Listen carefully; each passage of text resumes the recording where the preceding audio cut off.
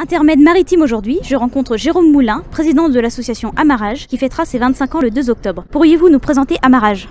Oui, donc Amarrage a été créé fin 89 par des soignants de la Fondation Bon Sauveur de Picoville, des usagers de la santé mentale et des passionnés de bateaux traditionnels. Son objectif, c'est de créer du lien social au travers des différentes activités de l'association qui sont la restauration de bateaux, la navigation sur les mêmes bateaux qui sont des bateaux traditionnels locaux et régionaux et la pratique depuis l'an 2000 du chant choral de marins. Qui sont les membres d'Amarrage ? Des personnes qui sont issues soit du soin, des personnes extérieures qui n'ont rien à voir avec la maladie mentale, et puis des soignants qui accompagnent aussi quelquefois des gens en situation de soin, mais qui ensuite peuvent venir à l'association comme simple adhérent. Donc l'objectif, c'est de créer du lien et de ne pas savoir qui est qui. C'est un ensemble d'acteurs du projet Amarrage, et sachant que le projet est ouvert à tous. Amarrage s'est fait connaître surtout dernièrement au travers de l'exposition Poésie. Oui, je pense que ça permet aux gens de cibler précisément ce qu'on faisait, parce que la population régionale, enfin locale du Nord-Cotentin entend parler d'Amarrage, je sais pas précisément. Et là, ça a vraiment permis de bien cibler le projet. Et c'est vrai que Karine et Serge Novak ont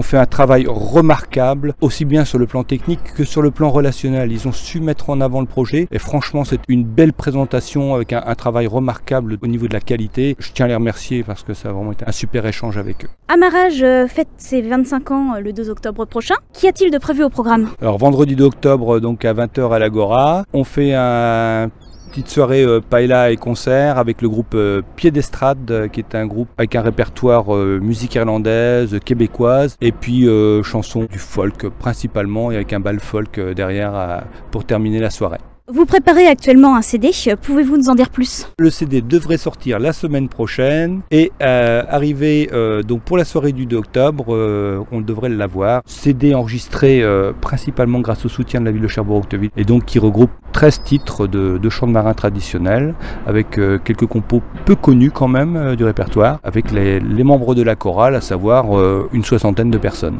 Quel projet pour Amarrage prochainement? Alors déjà on fête nos 25 ans, ça c'est clair, et derrière on est en train de restaurer la Néréide qui est une barquette chalutière de Grand Camp de 1930 qui nous a été léguée à titre gracieux par Alain Perrine qui est quand même le membre fondateur en tant que technicien de l'association Amarrage, grâce à qui tout ce projet est né. Nous la restaurons en profondeur. On espérait avoir une mise à l'eau pour les 25 ans, mais bon on a pris un peu de retard, mais c'est pas grave, on prend notre temps, on y va aussi au rythme de la vie de l'atelier et des gens qui viennent y travailler. Et mise à l'eau de la Néréide l'année prochaine, on espère.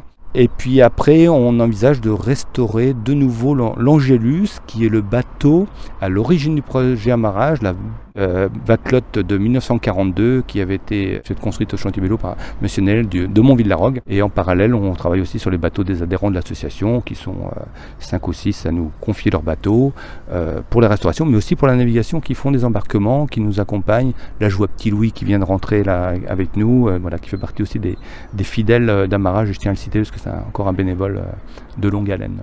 Comment vous contacter pour plus de renseignements ou même pour participer à cette soirée?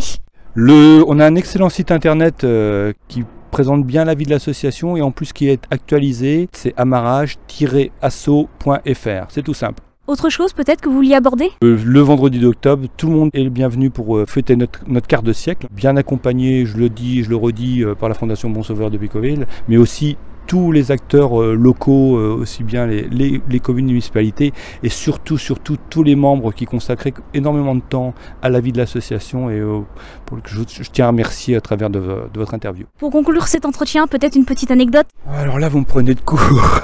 Je ne peux pas vous dire comme si. La petite histoire quand même, c'est que le projet Amarrage a été créé initialement, a été mis en place par une équipe de soignants pour un monsieur qui était un ancien marin pêcheur professionnel. Et pour la petite histoire, le monsieur n'est jamais venu participer au chantier. La première restauration du bateau l'Angélus à partir du début 90, il venait voir l'évolution des travaux, l'avancée, mais jamais il a mis la main à la pâte, mais quand même il suivait ça de près et il suit encore ça de près parce qu'il était présent au vernissage de Poésie et je pense qu'il va être là vendredi prochain le 2 octobre. C'est grâce à lui que toute cette belle histoire est née, a été créée et continue encore de vivre pleinement.